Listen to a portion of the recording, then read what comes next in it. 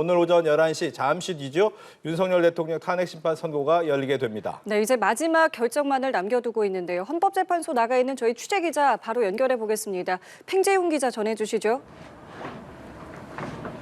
네, 헌법재판소에 나와 있습니다. 말씀하신 것처럼 잠시 뒤 이제 1시간도 남지 않은 상황인데요. 헌법재판소 대심판정에서 윤석열 대통령 탄핵심판 선고 기일이 진행이 됩니다. 앞서 화면에서 보신 것처럼 지금 헌법재판소 안에는 국회 측 탄핵소추인단과 대리인단이 발언을 한 뒤 들어간 상황이고 잠시 현재 윤석열 대통령 측 대리인단도 이제 곧 헌법재판소로 들어가기 위해서 하나둘 이곳 헌법재판소로 모이고 있는 상황입니다.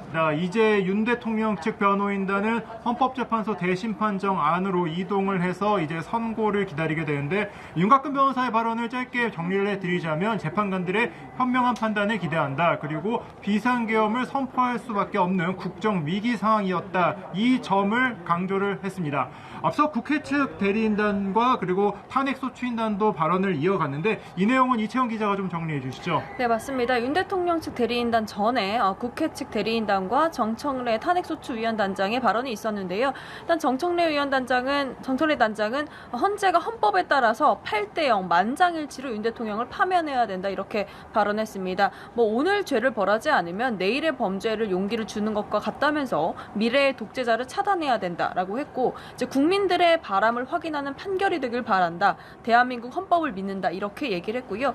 이어서 이제 김희수 변호사가 국회 측 대리인단 대표 발언이 있었는데 이렇게 지속된 위헌적인 상황에서 대리인단과 국민들이 애타게 선고기일 지정을 기다렸다며 기다림이 길었고 그만큼 역사적인 판단을 국민들과 함께 경청하겠다. 이렇게 입장을 냈습니다. 네, 그렇습니다. 오늘 윤석열 대통령이 선고기일에 출석하지 않기 때문에 윤 대통령 측에서는 변호사, 그러니까 대리인단만 출석을 했고 국회 측에서는 탄핵소추위원들과 대리인들 모두 출석을 했습니다. 현재 헌법재판소 선고기일에 들어가야 되는 인물들 모두 들어갔다. 이렇게 보시면 될 것 같습니다.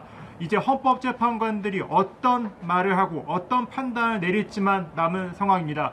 오전 9시 30분에 마지막 평의가 있었으니까 지금쯤은 평의가 다 끝났다고 보면 될까요? 네, 일단 선고가 40분도 채 남지 않은 상황인데 오전 9시 반에 마지막 평의가 진행된 만큼 최종 결정문 작성을 위한 마무리 절차였기 때문에 지금 만약에 평의가 끝났다라고 하면 최종 결정문과 선고 유지가 다 마무리돼서 이제 정말로 선고만을 남겨둔 시점이다. 이렇게 보면 됩니다. 앞서 박근혜 전 대통령 때도 선고 당일 1시간 전, 선고 1시간 전에 판결이 이루어졌고 노무현 대통령 때도 오전에야 결정문에 서명을 했거든요. 예. 이제 정말 선고 요지도 확정이 됐고 결정문까지도 확정이 됐다면 재판관들은 별도의 공간에서 대기하다가 11시 선고 시간에 맞춰서 대심 판정에 입장할 것으로 보이고, 지금 그 일반 방청객 20명도 순차적으로 심판정 안으로 입정했다. 이런 소식이 들려오고 있습니다. 네, 그렇습니다. 헌법재판소 이제 마지막 순간만을 남겨놓고 있는 상황입니다. 오전 11시가 되면 재판관들이 순차적으로 입장을 하고 난 뒤에 재판이 본격적으로 시작이 될 예정입니다.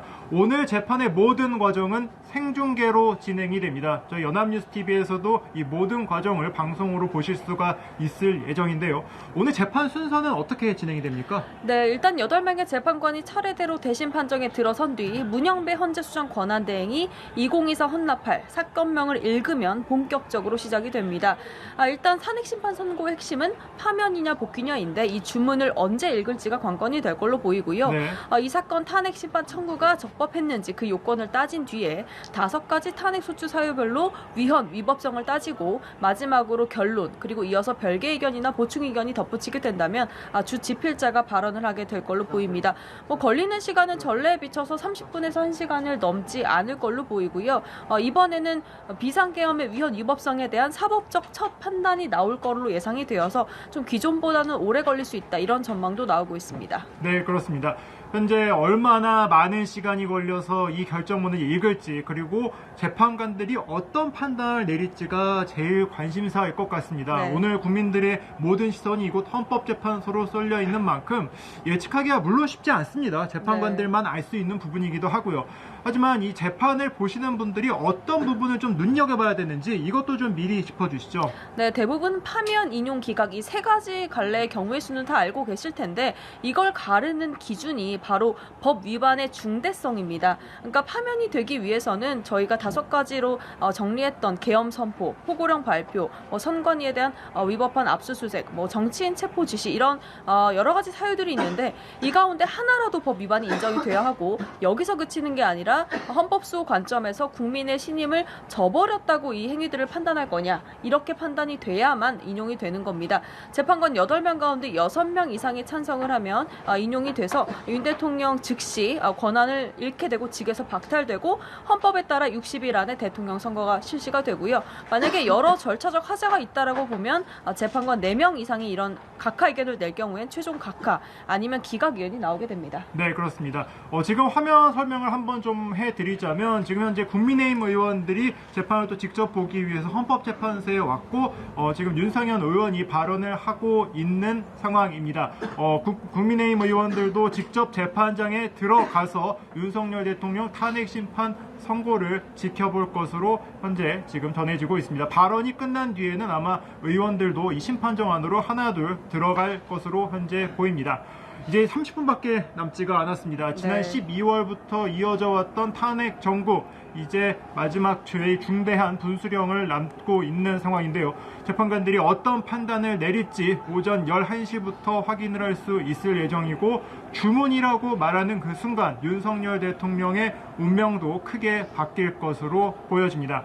재판의 계속 그때는 자세한 내용과 그리고 재판의 실시간 상황 연합뉴스TV를 통해서 확인하실 수 있습니다. 이제 마이크를 스튜디오로 넘기겠습니다. 지금까지 헌법재판소에서 전해드렸습니다.